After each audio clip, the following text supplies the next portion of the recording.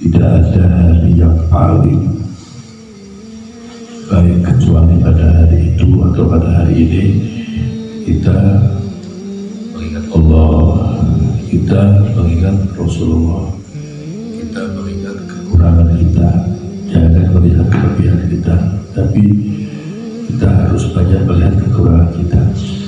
Karena kalau kita bisa melihat kekurangan kita, nanti kita akan sampai rasa bersyukur kepada Allah.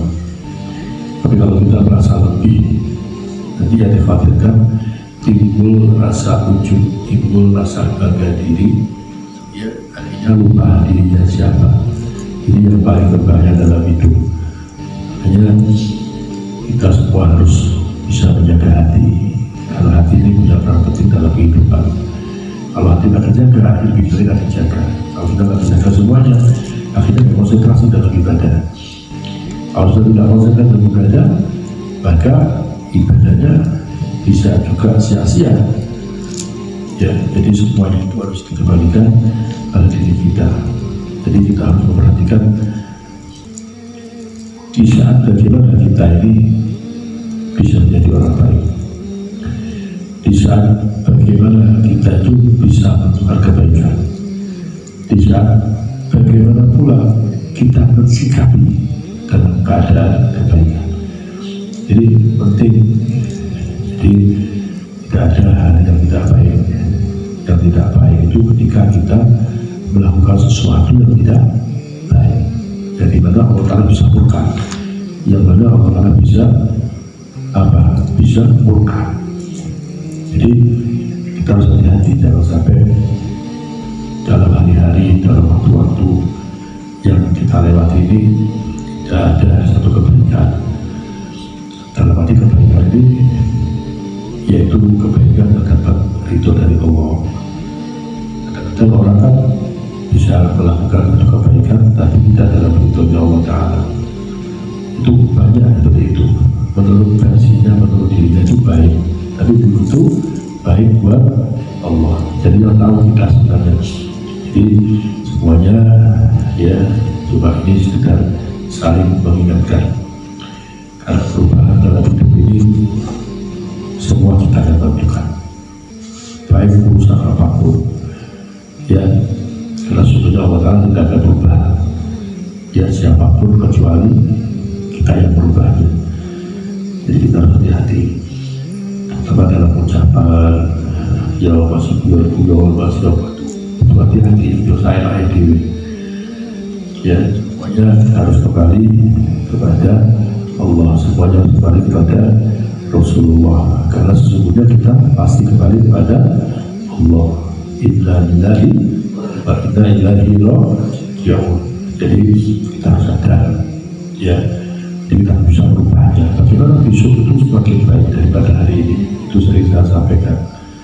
Ya, jangan sampai besok itu tidak seperti tidak bisa melakukan kebaikan dan tidak bisa melebihi hari ini.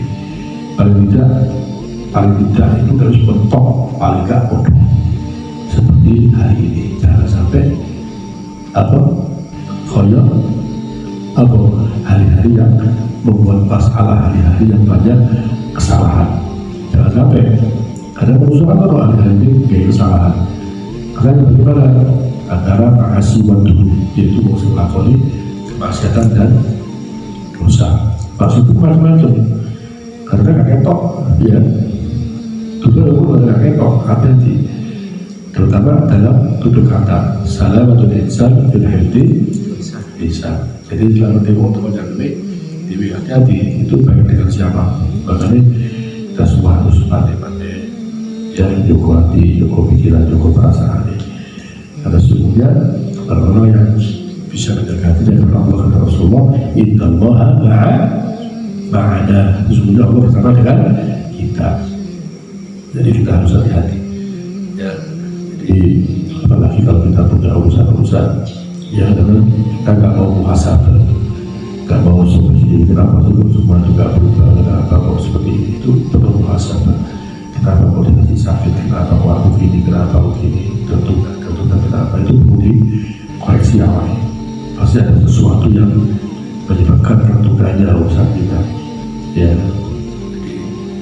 Mudah-mudahan kita semuanya digolongkan orang-orang yang selamat, selamat dalam bentuk kata, untuk selamat dalam menjaga hati, selamat dalam berpikir, selamat dalam muamalah. Muamalah juga penting. Ini muamalah itu hubungan, ya, ini penting. Hubungan muamalah itu penting. Menjaga dagangan itu penting ya. Jadi jangan sampai taslim sesuatu yang bisa menimbulkan subhat, yang bisa menimbulkan makruh, apalagi haram. Alhamdulillah ya, dari hal-hal yang dekat itu jangan sampai. Caranya bagaimana? Dengan kita orang nanti berjualan dalam hitungan yang jelas, jangan sampai salah, terutama jualan. Kalau itu timbangan itu benar, jangan sampai salah. Ya, akad juga begitu, jadi kudu jelas, jangan sampai gak jelas. Karena nanti akadnya bisa karu-karuan jadi. Ya, kadang-kadang orang itu membiasakan gini, hal titik kayak itu orang bohong. Masalah kecil tapi itu jadi di sini. Tapi kebanyakan manusia itu nggak serasa enak. Allah salah tidak kadang-kadang dianggap biasa, dianggap enteng. Itu yang terjadi. Contoh aja satu kemaksiatan. Sekarang tahu nggak mau berbakat itu dosa? Kan jelas hukumnya dosa aja. Tapi ada orang kemaksiatan. Allah bukan ngomong dosa. Karena apa? Kemaksiatan itu tidak merajalela. Jadi kemaksiatan sekarang tidak merajalela. Jadi perhatikan kemaksiatan sekarang ini. Mana ada orang yang berani mengatakan itu maksiat? Mana? Karena kalau mereka juga pernah bermaksiat, sehingga mereka menegur sekarang, terutama handphone. Handphone itu banyak orang sekarang itu berbuat dosa, gak keluar dari wali kota, wali gak keluar dia aja berdosa. Karena apa itu? Oh, berbuat dosa kan gak keluar dalam itu boleh, kemasan juga boleh, berbahasan pilihan boleh. Rumah itu sudah sangat mudah kita dapatkan dengan kata-kata tadi. Jadi alhamdulillah subhanahu wa ta'ala. Jadi sekarang itu banyak orang yang ngerti itu mengatakan maksiat itu dosa itu tidak ada. Kenapa? Mereka juga bermaksiat, tapi ngomong kayak bermaksiat. Ya. Jadi makanya kita hati-hati. Nah, kemaksiatan itu bisa jadi sumber permasalahan yang sangat sedikit, tapi bisa menyebabkan permasalahan yang besar. Ya, kadang orang itu sudah popo kayak begitu, sudah popo itu begini, sudah popo ini macam-macam cara orang itu untuk mengelabui dan membuat hukum sendiri. Kalau kita hak, ya membawa hak. Kalau batil, ya membawa batil. Jangan sampai kalau kita melihat itu barang hak di barang batil, dan yang batil dibilang hak. Kenapa sekarang banyak orang yang merasa enjoy, merasa biasa, kayak merasa nggak berdosa, dia melakukan satu kemaksiatan seakan-akan nggak berdosa lagi. Kau perhatikan sekarang ini, orang mau mengatakan hak itu yang bagaimana? Tapi mereka bukan tidak tahu, tapi mereka tidak menegakkan kebenaran di jalan Allah. Ketika yang batil, sesuatu yang dilarang oleh Allah, sesuatu yang diberkahi Allah Ta'ala,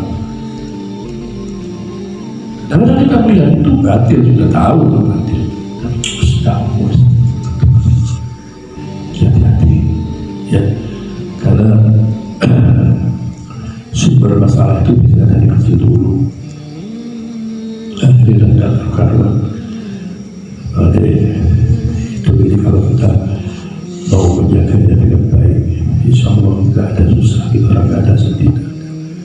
Kalau pun ada itu pun saja sekedar, kalau kita Allah Ta'ala bilang kita jadi dianggap semua itu ujian, kadang-kadang dari kita sendiri, ya kadang-kadang juga dari orang lain setiap masalah pada sebabnya. Tanpa sebab tidak akan ada masalah, tidak mungkin, karena mustahil. Ya. Jadi kita harus tahu mana yang sekiranya itu tidak pantas, tidak baik ya untuk dilakoni, jangan dilakukan. Karena sesungguhnya kebaikan itu akan membuahkan hasil, bahkan mendatangkan ribuan kebaikan di balik sebab itu. Hati-hati dengan kemaksiatan, karena kemaksiatan itu akan memungkinkan ribuan permasalahan yang kadang-kadang nggak mungkin selesai. Itu sebab daripada sesuatu yang dimurkai Allah Subhanahu wa Ta'ala. Jadi kita harus tahu, ya. Caranya bagaimana ya kita lawan. Kalau sesuatu apa kita lawan. Cara bagaimana kita hindari. Karena sebetulnya kalau kita bisa memerangi sesuatu tidak baik, berarti kita bisa menjaga nafsu kita. Karena praktik nafsu ini selalu ada di diri kita, selalu bersama dengan kita. Kalau kita tidak berusaha untuk memeranginya, maka nanti kita diatur oleh nafsu. Bahaya. Ya, jangan sampai kita diperbudak oleh nafsu. Bagaimana orang yang diperbudak nafsu? Orang yang mendahulukan egonya, orang yang mendahulukan siapa egonya. Ya, ini berbahaya. Orang itu dikuasai nafsu, merasa dia punya uang busuk itu dikuasai nafsu. Tapi kalau dia bisa menguasai nafsu sendiri, maka sesuatu yang akan terjadi itu tidak baik, kita bisa istilah itu mencegahnya. Itu tidak baik. Kita tidak bisa menjaga nafsu kita. Kalau itu, itu harus saya bantu, itu bisa menguasai nafsunya. Jadi banyak, ya. Jadi kita jangan sampai salah, jangan sampai kita dikendalikan oleh nafsu. Nafsu itu berbahaya sekali, ya, terutama urusan duniawi. Hati-hati. Orang biasanya kalau urusan duniawi, terutama masalah duit ini, sopo yang tak butuh duit, sampai datang uang semua perlu uang semuanya. Ya. Karena jumlah masalah yang akan bermunculan ya di sekeliling kita itu semua sebabnya itu orang yang tidak bisa menjaga nafsu, sehingga apalagi saja semuanya dianggap kalau apa manis. Itu termasuk sirik khofi. Hati-hati. Kalau sirik khofi bohong, sirik khofi itu sirik itu yang tersembunyi, tidak kelihatan, tapi kita sirik kepada Allah. Kalau kita baca sampai paham. Itu sirik yang tersembunyi, bahaya sekali. Orang nggak tahu, tapi kita tuh tahu tapi sembrono. Jadi gini, urusan kuis. Ayo, banyak terjadi pada siapapun ini. Pokoknya aku ini sekarang kamu bisa tahu. Loh, aku sih ini sudah berarti syirik. Dia percaya sesuatu itu pas sama Allah. Ini bukan syirik. Sudah tersembunyi berbahaya. Jadi kalau kita biarkan, kita akan dikuasai. Kita akan apa? Lupa sama Allah, jauh dari Allah. Kalau kita sholat akhirnya sholat sembrono, itu bisa dilihat di dalam diri kita. Contoh ini penting. Ketika kita akan mendapatkan sesuatu atau kita menghadapi sesuatu, kebetulan saat itu kita mau melakukan ibadah yang wajib, contoh sholat. Contoh aja dari mobil. Ya mobil kita lagi. Sudah mati dari pasti itu ada kesana. Ini juga berbahaya. Ini berbahaya juga. Semua itu harus dikendalikan karena sesuatu ini juga kita ya masalah wajib kalau kalau sudah orang wajib menunggu kalau misalnya di rumah tua kalau sudah tidak jauh kalau mau jalur ya kalau kayak surat pun tidak apa-apa kalau wajib kalau kamu di sini kalau kamu nggak apa wajib begitu itu surat wajib nggak iso ya hati-hati ya. Jadi jangan sampai kamu menguasai sesuatu di saat kamu melakukan kewajiban. Ini bahaya ya, paham ya semuanya ya.